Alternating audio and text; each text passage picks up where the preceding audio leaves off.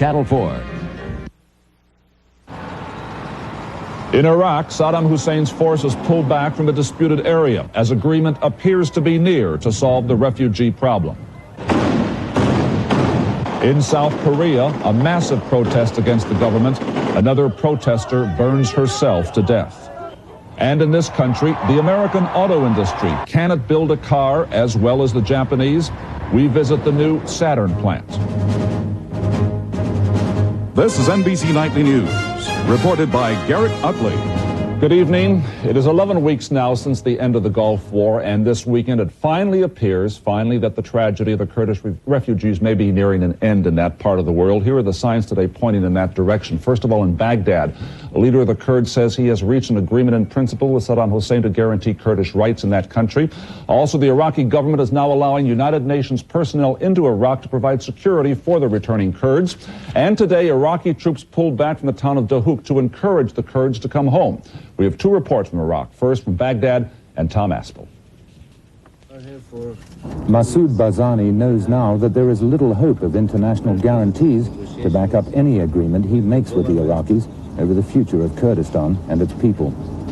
He told a news conference in Baghdad this morning there are still differences to be ironed out with the Iraqis over exactly how much autonomy the Kurds will be allowed in the future. Nothing has been signed or finalized, but a broad agreement has been reached in the committees and on these matters, and we are still negotiating. To many people, it's astounding that the Iraqis and the Kurds are even talking. There's a long history of bitterness between the two groups in this country.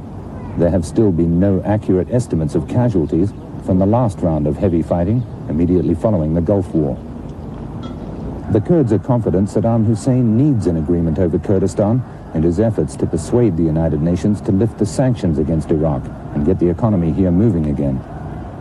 The Iraqis have agreed to let United Nations personnel into Kurdistan. An advance party of 10 will arrive here tonight, and they'll be followed by more than 400 over the next few days. They'll be called neither police nor soldiers, but guards. But they will be deployed between the Iraqis and the Kurds. Tom Aspel, NBC News, Baghdad.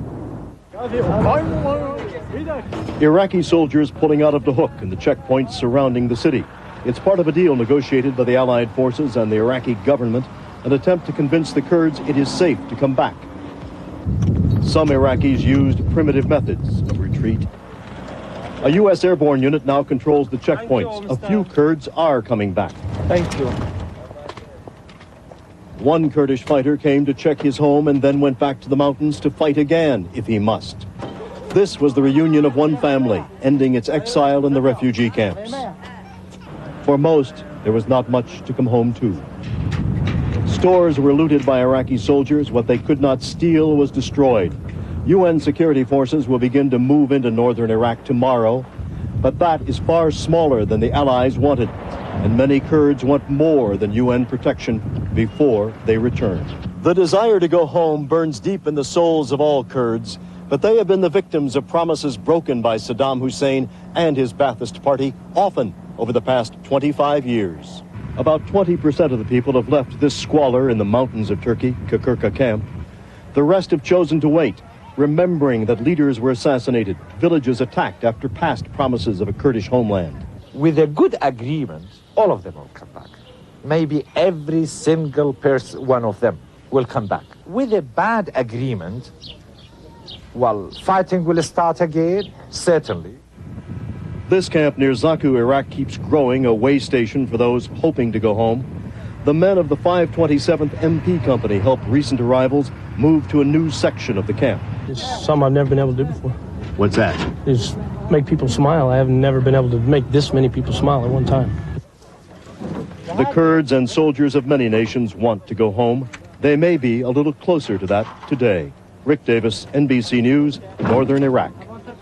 And there's another important development happening. The Iraqi government has now accepted the tough conditions of the United Nations to inspect Iraqi military installations and also the destruction of Iraq's most dangerous weapons, chemical and otherwise. Saddam Hussein had been stalling on that, but now he has agreed to the conditions set by the victors in the Gulf War. The American troop level in the Gulf region is dropping rapidly every day. It's now down to about 109,000 men and servicewomen over there, but there's going to be considerable traffic going in the other direction in the weeks and months to come as American firms and workers head to Kuwait to help rebuild that country. There are big contracts, big money at stake, more than $20 billion to be spent by the Kuwaiti government in the next several years. So, how do you get a piece of it? Well, it takes the right skills and the right contacts. And you can see how it works today in Wichita, Kansas. Debbie Bush of station KSNW has the report.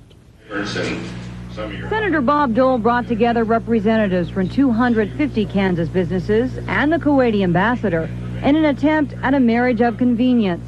The thing you got to remember is that the Iraqis devastated Kuwait. Senator Dole wants some of that reconstruction money to come home to Kansas in return for his work as Senate Minority Leader in helping gain support for U.S. troops in the Persian Gulf War. The Kuwaiti ambassador made it clear there is plenty of work available, but only one way to get it. Go to the Kuwait, go to the region. Don't sit back and wait, and then you will be outraced by others. For many Midwestern businesses, it sounds like the perfect deal. Billions of dollars and escaping the slow economy. I think a person would find some real opportunities there that aren't here right now, and I would probably enjoy doing that. Despite the fact that most of these business people have never dealt with a foreign country, most are enthusiastic. Some are ready to fly to Kuwait now. Yeah, I sure am. I got 4 big sons and they'd go too. Beating the recession may become reality for some. Senator Dole will take a group of business people to Kuwait in the near future. Debbie Bush for NBC News, Wichita. And as we cover our world this day, we'll go next to South Korea and South Africa. Trouble in both lands continues this day. And also this evening, we will go to the races in Moscow, one place where free market forces survived more than 70 years of communism, the run for the rubles. At Whirlpool, we believe you shouldn't have to think about your appliances. They should be so carefully designed, so solidly constructed, they'll do their jobs for years without your ever giving them a second thought. We're committed to building and backing all our appliances this way, and it shows in every one we make. So if you want appliances so well built you don't have to think about them, there's one name you should think about. Whirlpool. The doctor knows where it hurts. Dr. Scholl's unique 2-layer air pillow insoles. 1 layer for shock, 1 for comfort. You'll feel better when the doctor is in. Dr. Scholl's. This bench gets a professional finish with Krylon spray paint. No runs, no drips, no errors. Dries to the touch in minutes. The other brand's still tacky. Wow! What a game! Good game, Mr. Euchre. He's a lot tougher than he looks. For a fast, smooth, professional finish, get Krylon.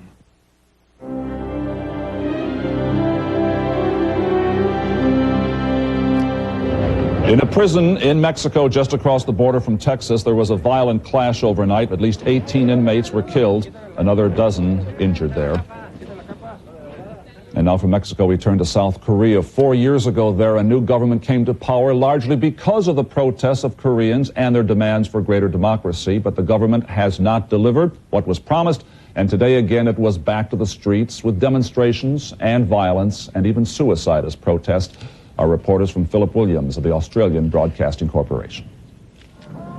More than 200,000 protesters gathered for the funeral procession of Kang Kang Day, the student beaten to death by riot police 3 weeks ago. It's the largest demonstration since Noteu came to power. And today, 3 more suicide attempts. A 39-year-old woman who jumped off a railway bridge died. A 19-year-old student near the city of Gwangju also set himself ablaze, as did a 32-year-old Gwangju bus driver. They're both now in hospital. These latest suicide protests add to the 5 since Kang's death and put additional pressure on the South Korean government to resign. That's exactly what tens of thousands who gathered at a city intersection demanded, calling for an end to the government they had fought so hard to get 4 years ago. Already the protests have had effect. The Home Minister has resigned, and there's intense speculation that the entire cabinet, including the Prime Minister, will go next week. As the procession attempted to move towards the city, thousands of riot police blocked the way. Despite negotiations, there was no compromise, and the battles began. In the southern city of Gwangju, grieving relatives remembered the hundreds killed in the Gwangju massacre 11 years ago today. Then troops brutally crushed an uprising, and it's become a rallying point ever since. But with Kang's death and the protest suicides, there are new martyrs. With passions and tempers running high, it's unlikely today's riots will be the last. And the government must make the choice between giving ground and appearing weak, or toughing it out and provoking more violent protests. Philip Williams for NBC News, Seoul, South Korea. And in South Africa today, Nelson Mandela and his organization drew the line. The African National Congress said it's had enough of the violence, the killing of its members by blacks belonging to a rival group. The ANC said it has got to stop, that the white government has got to stop it, and there will be no talks about South Africa's future until it does stop. In Johannesburg, here's Robin Lloyd. The announcement came after weeks of growing violence in the black townships. The message from Nelson Mandela's African National Congress was clear. Talks on some political issues will continue, but future negotiations to draw up a new constitution are now suspended until the government stops the bloodshed. Unless they begin to take concrete and binding measures to end the violence, all South Africans will be the losers. For weeks now, the ANC has demanded that authorities disarm roving bands of Zulu warriors. But the government has refused, claiming that these are traditional weapons important to the Zulu culture. Attacks by Zulus on Mandela's strongholds have increased, and so has the killing. The victims have claimed that the police are helping to arm Zulus, and in some cases openly taking sides against Mandela's supporters. All this has infuriated an increasingly more militant Nelson Mandela. Government must know that as long as it allows this violence to continue, there is a danger that this violence must spread to the white areas. But violence is not the only issue. The ANC is also demanding that the government release thousands of political prisoners. The conviction of Winnie Mandela has caused tensions to grow. Bomb attacks in central Johannesburg over the last few days were the latest signs of crumbling hopes for a peaceful transition to end white rule. For weeks now, relations between Mandela's African National Congress and the government have been on a downhill slide. Today's announcement means that trend will continue until the government does more to bring an end to the brutal violence here. Robin Lloyd, NBC News, Johannesburg. And this other note from overseas. Back in 1989, British citizen Helen Sharman was driving her car one day when she heard an advertisement that said, "Astronaut wanted, no experience necessary," which meant she was qualified for the job. And so today, the payoff and the liftoff. The 27-year-old chemist who beat out 13,000 other applicants was sent into space with 2 Soviet cosmonauts. She carried with her a picture of Queen Elizabeth. Your biggest competitor is working on a proposal for the same job you're after. You want this to be enlarged? They have about the same idea as you do. Copy this slide. The only difference is let's print it. They own a Canon color laser copier, and you don't. Who would you give the job to? If you think you can't afford a Canon color laser copier, maybe you can't afford to be without one. Call 1-800-OK-CANON.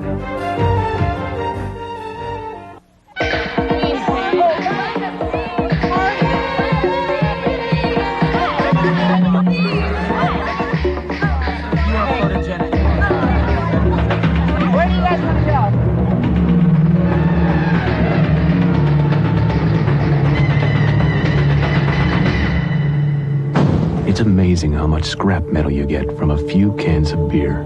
Help fight drunk driving. See your Allstate agent. McDonald's explodes another myth. If it's low fat, it can't be delicious.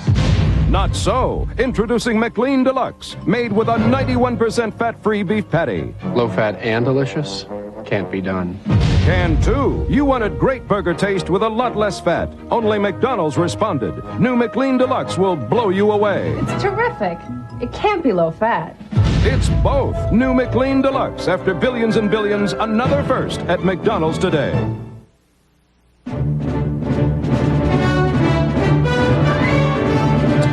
On Focus this evening, competing with the Japanese, the Saturn project, GM's most ambitious effort yet to prove it can build an economy car that's as good as the ones the Japanese make. Convincing the skeptical public won't be easy, though. The Japanese share of the U.S. market is still climbing this year, passing 30%. And Saturn's early problems are well known. So how is Saturn doing? Well, Jeff Madrick has been down to the plant in Tennessee. How are they doing? Well, Garrick, first, Saturn wasn't able to produce as many cars as it planned to sell. Then there were 2 recalls, and then a last-place finish on a recent federal crash test. But for all that, analysts are still giving Saturn more than passing grades. 24,000 Saturns have rolled out of the Spring Hill, Tennessee plant since production began last October, and there have already been 2 recalls. But when Sandra DeBrango's month-old Saturn was recalled last week, her anger quickly turned to praise. In this case, they're replacing the entire car, which seems to be amazing a lot of people. It also impressed Marianne Keller, a perennial GM critic. Saturn has been able to turn a potential problem into a great marketing success. On the issue of customer satisfaction, I think that they have absolutely learned something from the Japanese. Almost everything is different about the Saturn project. It's a $3 billion laboratory where workers don't punch time clocks. Auto suppliers, car dealers, and assembly line workers are involved in all sorts of decisions, instead of decisions coming from the top, the old way of doing business. Saturn's president, Skip LaFoe. This is a chance to say, okay, let's start from scratch and really look at all of those policies and those rules and say, could we do it differently? And the critics say the Saturn is as good a car as anyone's in the price range, a base sticker price starting at about $8,000. I think you'd certainly want to consider it for a list of the 10 best buys. You get a lot of space for the money, you get a lot of trunk room for the money, you get a reasonable amount of power for the money. But some say the Saturn needs to be noticeably better than the competition to win import buyers back to GM, and they say it is not. A lot of people, just about everyone, says Saturn is as good a car as any car in its price range, any Japanese car included. Not everybody says it's better. You think it's better? Absolutely, absolutely. We think it's better. To take his favorite example, LaFoe says analysts are underestimating the appeal of Saturn's unique, no-dent plastic shell. If Saturn does what it's supposed to do, make a small car at a reasonable price of very high quality, it will help to erase the perceptual difference between the Americans and the Japanese. What we were created to do was to re-establish the reputation of American cars. Well, Saturn may face another important stumbling block against its Japanese competition. Saturn cars won't have airbags before 1994, while analysts say some of the Japanese car makers are rushing to have them sooner. An important question, Jeff. Who's buying the Saturn? Owners of imported cars or owners of other GM cars? That is the important question, the big question. GM measures it in a certain way, and they say they're doing fine. But independent analysts say at most 30, maybe 40% of the buyers of Saturn are import owners, and they think for GM to succeed, they've got to get up to 50%. So they're not there yet. And the other important question, can in the long haul build a car that is better than the Japanese economy? I think that is the question, and some people are genuinely disappointed. The Saturn took a long time to build. Is it really better? It remains to be seen. They say yes, some analysts say it's not better. We've got to see, we've got to test it out. People say Detroit can do it. The big test. They haven't done it yet. Thank you, Jeff. And we'll have more news as we continue here in just one moment. Dodge Shadow America and Plymouth Sundance America not only have a more powerful engine and more room than the Honda Civic, they're the lowest priced cars in the world with an airbag. And now, there's a low monthly price for first-time buyers and additional factory-to-dealer incentives that could save you even more. At about $4.50 a day, that's less than you spend on lunch. Maybe it's time you rediscovered American values you can really sink your teeth into. So many families now love Quaker Oat squares. Think how a flake feels. You okay? Oh, I'm so flat and frail, not square like you. Quaker Oat squares are more than just square. We're toasted whole grain oats sprinkled with brown sugar. You're sprinkled. I'm wrinkled. And Quaker Oat squares stay crunchy in milk. Come on in. You can't. Once milk touches me, I'm a soggy sonny. I'll try not to splash. Quaker Oat squares. You'll love them. From Square One. line 2. I need that file now. Line 4. Find the blueprint. There's the architect. The power to put it all behind you. To kiss all the stress, all the stomach-churning headaches of business goodbye. That's the power of United. That's the power of the friendly skies. For help with your vacation, call your travel agent or United Vacations. Introducing the new Gripper Zipper from Ziploc. Now the easiest closing bag there is. In fact, even the little one can close it. Hello. Feel the zipper. It's locking. Feel it close the first time, every time. Ziploc bags with the new Gripper Zipper. Like a blowtorch in my gut. That's how bad my heartburn felt. I went straight to Riopan. Lab tests show Riopan Plus 2 starts neutralizing acid on stomach contact in 2.2 seconds. The blowtorch is out. Try new cherry flavor Riopan. Health news this evening. 2 more transplant recipients in this country have tested positive for AIDS. Life Net Transplant Services, which matches donors and recipients, says the 2 are among more than 50 people who received transplants from a donor who, it now appears, was infected with the AIDS virus. 3 others who received organs from the same donor died of AIDS, and another has tested positive so far. And now we turn to caller ID. You may have heard a little bit about it. It's a way to deal with phone calls you just don't want. Caller ID identifies the number of the person who is calling you. It is, of course, a handy tool to have at home or in the office, but is it also an invasion of your privacy? Well, Congress is now considering a law that would require phone companies to provide free blocking service for people who don't want their numbers disclosed. Here's more from Jamie Gangel. Who is this? Who is this, please? Why don't you guess?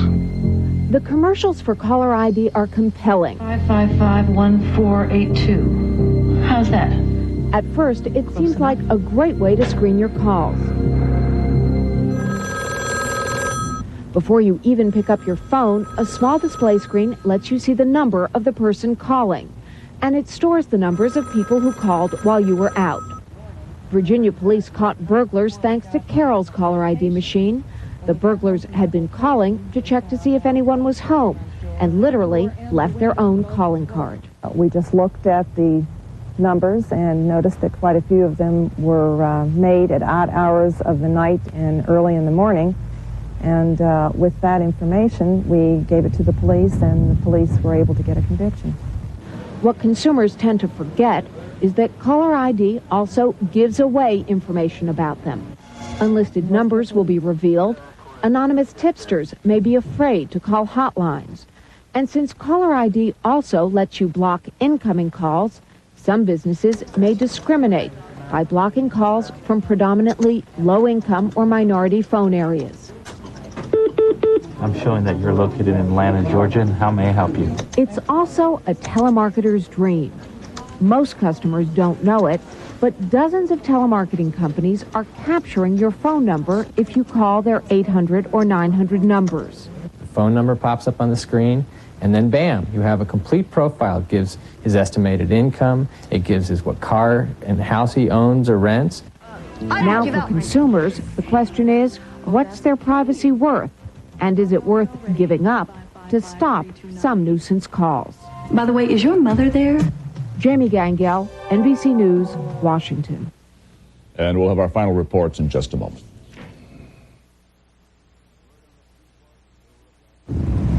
Word on the street was they were a bad bet. An American institution, 3 days shy of extinction. Only one investment firm, Dean Witter, saw past the problems to the real value of the company. And a rumble was heard round Wall Street as the last American motorcycle company came roaring back to life with a listing on the New York Stock Exchange. From Main Street to Wall Street at Dean Witter. We measure success one investor at a time. Have you heard? There's a delicious addition to McDonald's menu. New McLean Deluxe. Of course you did. It's written all over your face. But did you know McLean Deluxe has all the great taste of a big juicy burger, but with a lot less fat. It's made with a 91% fat-free beef patty, which might lead one to ask, with a taste this terrific, who needs fat? Well, Sorry, rhetorical question. New McLean Deluxe. After billions and billions, another first at McDonald's today. Can you believe it when some margarines say buttery taste and there's no butter in them? Kraft Touch a Butter spread has rich, creamy butter in it. Just a touch. Kraft Touch a Butter. A touch of real butter makes a real difference. Maybe the reason more people switch to Glidden than any other paint in the last 5 years is because it lasts year after year, no matter what the weather. Stormy weather. Glidden, a better way to paint. With lower back pain, every step can send more pain to your lower back. Clinically proven BackGuard shoe inserts can help relieve lower back pain because BackGuard absorbs jarring foot shock with every footstep you take. BackGuard, only from Dr. Scholl's.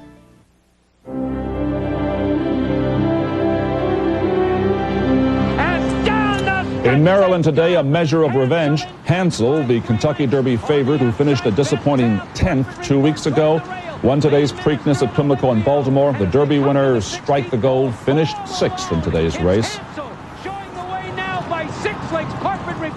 Not even close there. Now we turn to the run for the rubles. More than 7 decades of Marxism, Leninism, a police state, and a state-controlled economy did not obliterate one outpost of individualism and the law of supply and demand in the Soviet Union, the racetrack in Moscow. Jim Masada. Deep within the communist heartland, and long before glasnost or perestroika, Moscovites whiled away their free time in a very capitalist way, and still do. At the racetrack, betting. These horses were bred by pigs.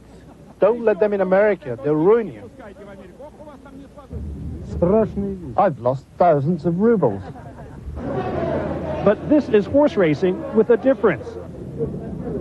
Gambling is restricted. The maximum bet per race, 10 rubles, about $6 at the official exchange rate. But with quinellas and daily doubles, some lucky Soviet worker can win a lifetime wage. What are you going to do with the money? I'm going to have a big party. But wait a minute, this is Moscow, not Yonkers. Doesn't the socialist state frown upon all this quick buck speculation? What would Lenin have said about horse racing? I don't know what Lenin would say, but the racetrack thrived even in his time. The state tolerates all this capitalist entertainment because it makes a pile of rubles from it. Almost a quarter of all bets taken at the track goes to the government. But odds are never posted, and bettors aren't sure they're getting a fair shake from the government-owned establishment. Many turn to illegal bookies. At least they say they can see their faces. One night the lights went out before the horses crossed the finish. It wasn't honest. It's all run by the mafia. The races are fixed. Fixed, perhaps, but still good fun, especially when you win. Have you cracked the system yet? What's it worth to you? For 800 rubles, I'll tell you. Jim Masada, NBC News, Moscow. And that is a report on this day. I'm Garrett Utley. Good night for all of us at NBC News.